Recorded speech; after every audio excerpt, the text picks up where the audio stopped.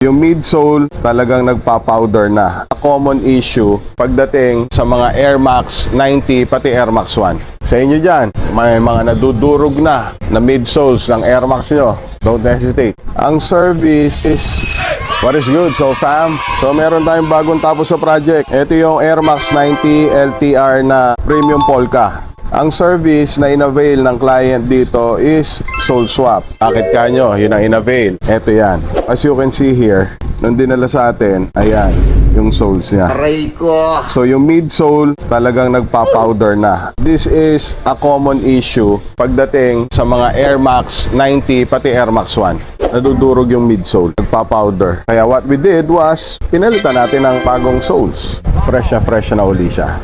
Pwede na uli pang forma. And also, i-refresh na rin natin yung mga ibang pink para at least magmukhang bago. Nag-touch up na rin tayo. Kasama dyan sa service, yung ating cleaning. Kaya sa inyo dyan, may mga nadudurog na midsoles ng Airmax nyo. Don't hesitate. Visit us here. Soge. Pagod mong sapatos, we revive that. Lakad mo mapigat, we rewind that.